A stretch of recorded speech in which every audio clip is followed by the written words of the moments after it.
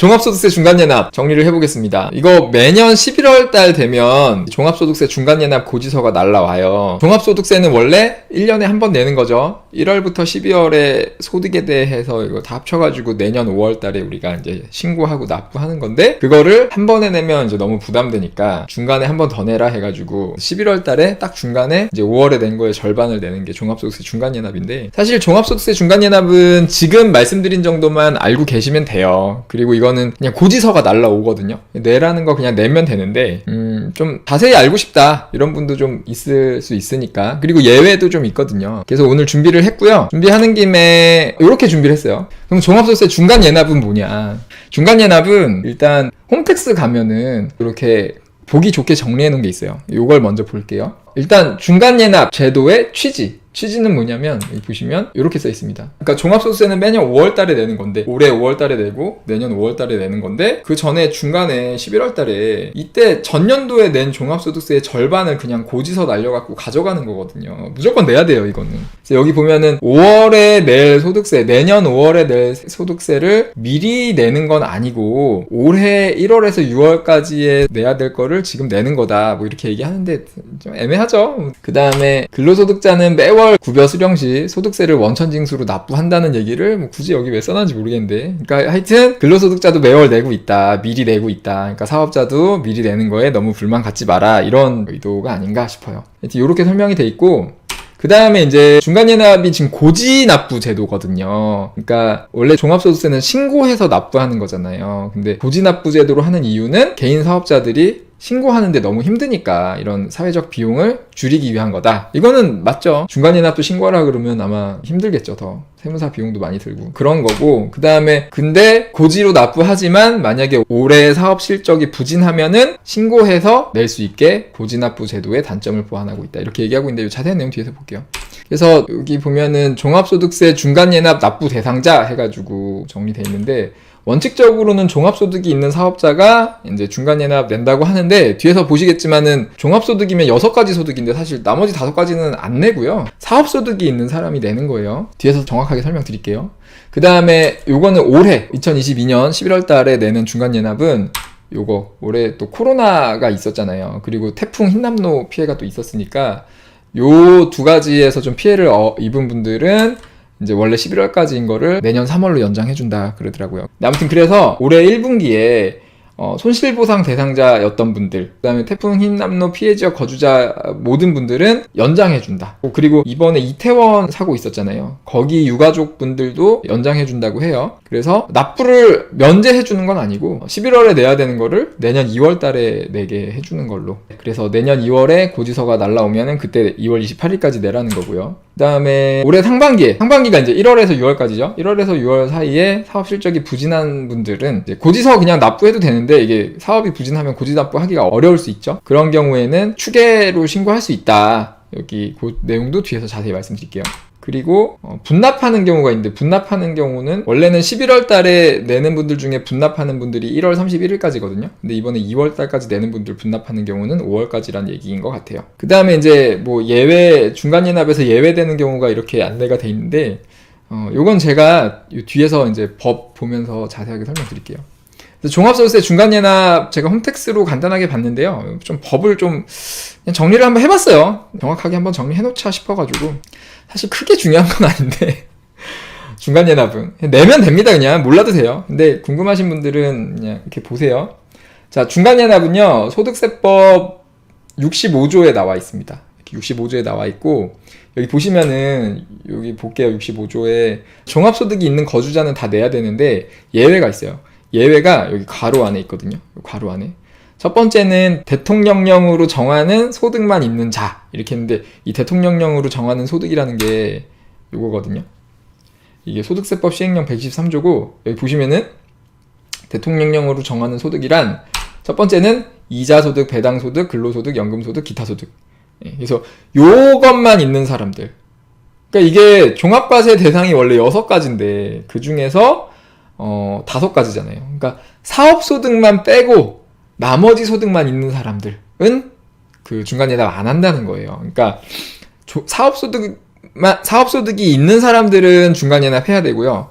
사업소득이 없는 사람들은 안 하는 거예요. 근데 이게 당연한 게 사업소득은 원천징수를 못해요. 아까 말씀드린 이유로 소득이 확정이 안 되니까. 근데 이 나머지 5개 소득은 다 원천징수를 하거든요. 그러니까 중간연합을 이것만 있는 사람들은 중간연합을 할 필요가 없죠.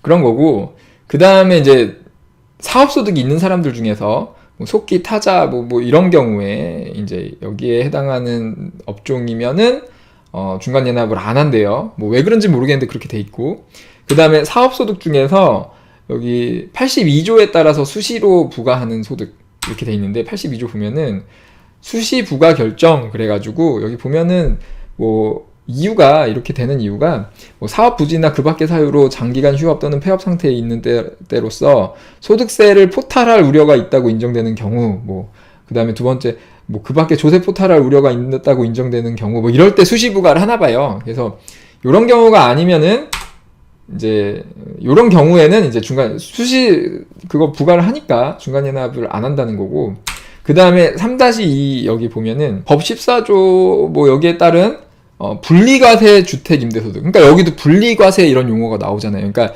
이게 아까 말씀드린 개념만 알아두시면 세금이 많이 쉬워진다니까. 그러니까 주택 임대소득인데 이거를 종합과세를 안 하고 분리과세 하는 경우에는 안 해도 된다는 거예요. 그래서 중간연합을 안 한다는 거죠.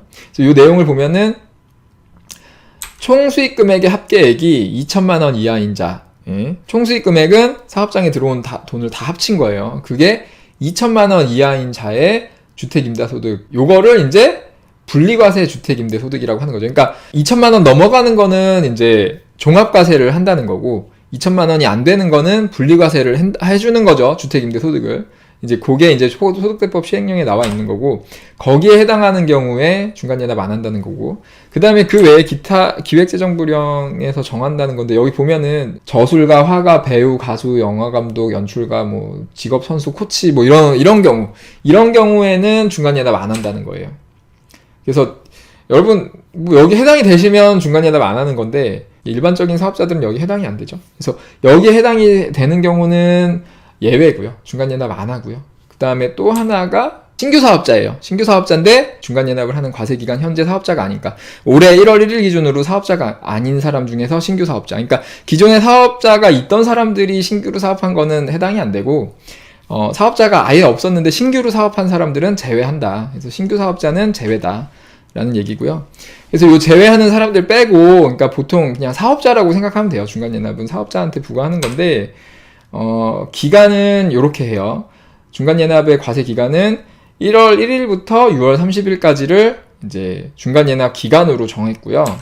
중요한 건 아니에요. 그 다음에 그 금액은 어떻게 부과를 할 거냐면, 직전 과세 기간이니까 작년 1년 동안의 그 세금에 대한 그 소득세, 종합소득에 대한 소득세를 뭐 납부했든 납부 안 했든 어쨌든 그 세금, 납부해야 되는 그 세금을 중간연합 기준액이라고 한대요. 작년에 냈던 종합소득세를 기준으로 잡아서 그 금액의 2분의 1에 해당하는 금액을 이제 내야 되는 거예요. 이거를 중간연합 세액이라고 합니다. 그래서 요 금액을 내야 돼요. 중간연합 세액을. 참고로 이 중간연합 세액을 정확하게 이제 계산하는 게 좀 궁금해서 찾아봤는데, 뭐 법에도 나와 있긴 한데 법보다 이 홈택스에 정리된 내용이 깔끔하고 좋더라고요. 그래서 요거 보시면은, 중간연합 세액은 구하려면은 일단 중간연합 기준액을 알아야 되거든요. 중간연합 기준액이 뭔지 보니까 일단 여러 가지가 있는데 첫 번째, 두 번째가 중요하죠. 첫 번째는 작년에 중간연합 낸 거, 그 다음에 두 번째가 올해 5월 달에 낸 거, 이걸 합친 거예요. 그러니까 이게 거의 작년 1년치에 대한 종합소득세잖아요. 그죠? 그 다음에 거기에 더해서 뭐 가산세 내고 뭐 하고 한 거, 환급 받은 거 빼고 이제 내는 거예요. 그래서 중간연합 기준액, 그러니까 쉽게 말하면 작년 1년치 소득에 대한 종합소득세, 그게 이제 중간연합 기준액이죠. 그래서 올해 중간연합 세액은 어떻게 계산이 되냐면 그 금액의 2분의 1을 하는 거고, 그 다음에 뭐 부동산 매도하고 뭐 이럴 때 있으면 그거 빼는 게 있는데 그 뒤에서 또 설명드릴게요. 그래서 보통은 그냥 작년 1년치 소득의 2분의 1이다 이렇게 생각하시면 됩니다. 사실 이 정도만 알면 되는데 그냥 한번 정리해 놓을게요.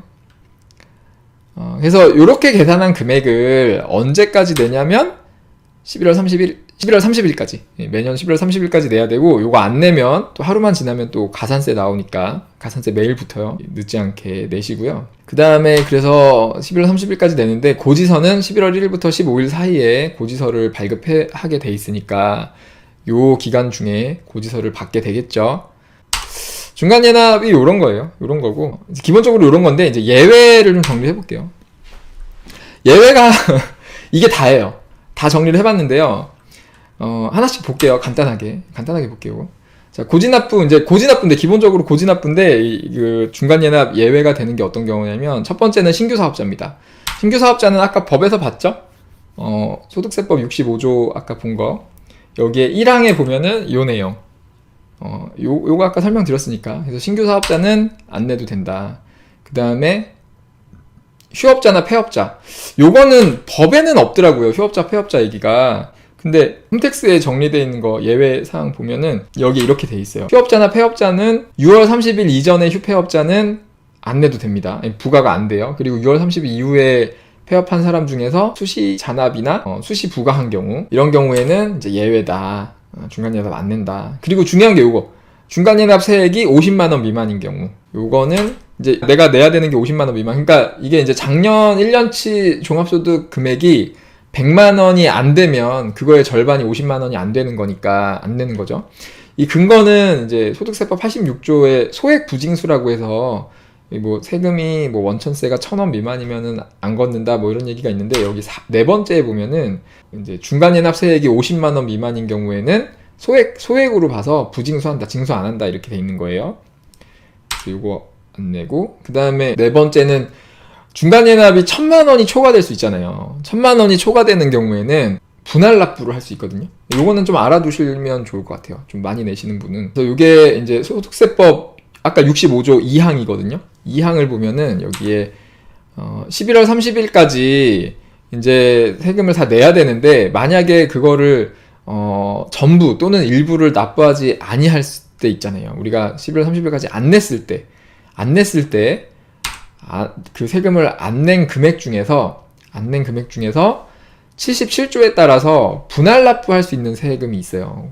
다 안 냈는데 안 낸 거 중에서 요 부분은, 근데 77조가 뭔지 잠깐 보면은 77조에 이제 중간연합 분할 납부에 대한 게 있거든요. 그래서 여기에 만약에 납부할 세금이 1,000만 원을 초과하는 경우에는 그 납부할 세금의 일부를 납부 기간이 지난 다음에 2개월 이내에 나눠서 낼 수 있게 돼 있어요, 법에. 이것 때문에 내가 내야 될 게 1,000만 원이 넘으면 좀 덜 내도 괜찮아. 근데 그 기준이 이제 있는데, 납부 기간이 지난 후 2개월 이내에 분납할 수 있기 때문에 이렇게 되는데, 그래서 여기에 해당이 되는 경우, 그래서 분할 납부하는 기준은 이제 1,000만 원이 기준이고, 정확한 계산은 좀 이따가 예를 들어서 보여드리고요. 그래서 여기에 해당이 되는 경우에는 납부의 고지가 없었던 걸로 보고, 그래서 그 초과되는 금액에 대해서만, 그래서 그거는 안 내도 되고, 그거는 내년 1월부터 15일까지 그 금액에 대해서 이제 고지서를 받아가지고 그때 내면 된다 이렇게 돼 있고, 이 계산하는 방법은 여기 홈택스에 정리된 게 있어서 여기 한번 보시면 좋을 것 같아요. 여기 뭐 예를 들어서 막 설명돼 있거든요. 근데 이것까지 자세하게 볼 필요는 없고, 해당이 되시는 분들은 요거 잠깐 멈춰놓고 보시면 될 것 같아요. 그래서 분납하는 경우에는 뭐 예를 들어서 뭐 1,000만 원 초과하면은 뭐 되는데, 뭐 2,000만 원 이하인 경우, 2,000만 원 초과인 경우 뭐 이렇게 나와 있으니까 보시고, 이 밑에 또 납부하는 방법까지 자세하게 나와 있고요. 그 다음에 또 자세하게 또 이렇게 예를 들어서 분납의 경우 이렇게 설명을 해놓은 게 있어요, 사례별로. 그래서 요걸 보시면 되고, 뭐 요거 자주 있는 일이 아니니까 넘어갈게요. 그래서 분납할 수 있다. 그러니까 세금이 1,000만 원이 넘는다 그러면 분납할 수 있다는 거고요. 그 다음에 이제 이 두 가지 이유로, 여기 5번에 5-1번하고 5-2번이 있는데, 두 가지 이유로 신고해서 납부할 수도 있어요. 이게 고지납부잖아요, 기본적으로. 근데 내가 이제 5-1번은 소득이 너무 적다, 사업 실적이 너무 안 좋다 그러면 좀 줄여서 신고할 수 있는데, 그 내용은 소득세법 65조 3항에 있습니다. 그래서 여기 보시면은 중간연합 기간 종료일 현재, 이 중간연합 기간이 아까 1월에서 6월이라 그랬잖아요. 그래서 6월 30일 현재 그 기간 종료일까지, 6월 30일까지의 종합소득, 1월에서 6월에 대한 그 소득에 대한 소득세를 이제 계산해봐가지고 그거를 이제 중간연합 추계일이라고 하는데, 그 금액이 중간연합 기준액, 그게 작년 1년치 소득세죠. 작년 1년치 종합소득세. 그 작년 1년치 종합소득세의 30%가 안 되는 경우. 그러니까 작년 1년치 소득에 대해서 올해 6개월치 소득을 비교하는 거니까 하여튼 좀 줄었다, 이렇게 되는 경우는 이제 11월 1일부터 30일 사이에 대통령령으로 정하는 바에 따라 근데 이 정하는 바는 요건데, 여기에 보면은 중간예납 추계액 신고가 있어요. 이렇게 돼 있고, 이렇게 쭉 보시면은 뭐 추계 계산하는 것도 있고, 홈택스 가면은 이렇게 중간예납 추계액 신고 화면이 있거든요. 그래서 여기 들어가서 그냥 해보시면 될 것 같아요. 그래서 이렇게 하여튼 신고하면 된다 라는 거고, 뭐 이렇게 또 홈택스에 예를 들어서 이렇게 추계 계산한 것도 있으니까 뭐 자세한 내용은 넘어가고요.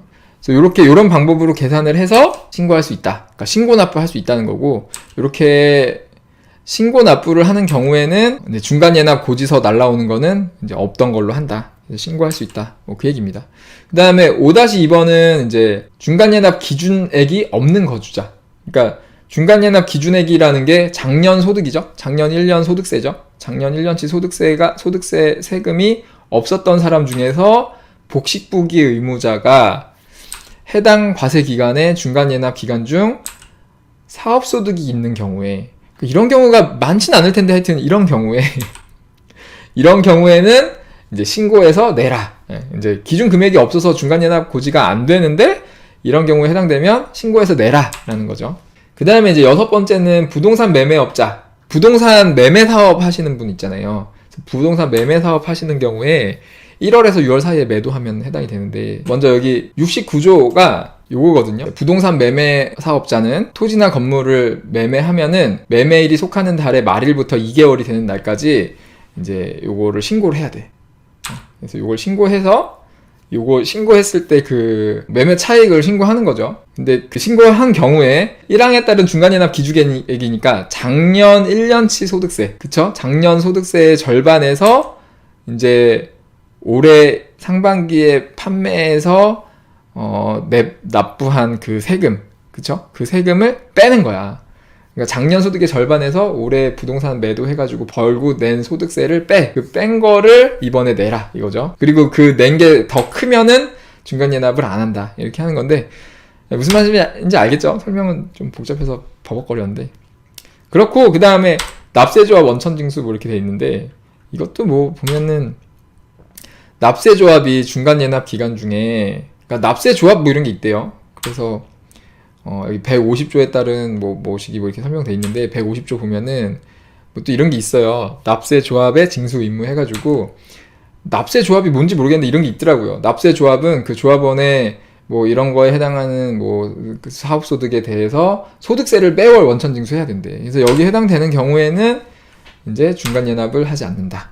여기 해당되시는 분들은 이거 빼면 되고. 그래서 마지막으로 종합소득세 신고 납부 일정을, 이건 간단하게 준비를 했거든요.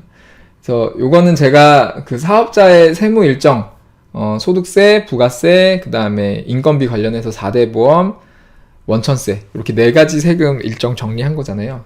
요거는 카페 여기 세금 3번에 다 첨부해놨으니까 필요하신 분들은 받으시면 되고, 그래서 요거 설명 간단하게 드리면은, 요 왼쪽이 이제 소득세랑 부가세고요. 요거는 사업자 유형에 따라서 달라지는 세금이니까 사업자 유형별로 정리해놨고, 오른쪽이 인건비 관련된 신고, 원천세, 4대 보험, 지급 명세서 이렇게 있는 거고, 요거는 사업자 유형에 상관이 없죠. 그래서 요거는 다 똑같이 보시면 되고, 그래서 오늘 볼 거는 이 왼쪽에 여기를 볼 건데, 일단 초록색으로 표시했어요. 종합소득세는 초록색으로 표시해놨고, 종합소득세는 사업자 유형에 따라서 크게 달라지지 않죠. 그래서 여기 보시면은 이게 개인 사업자가 매년 5월 달에 종합소득세 신고 납부해야 된다는 거. 그 다음에 뭐 참고로 성실신고 확인 대상자는 6월 달에 하는 거고요.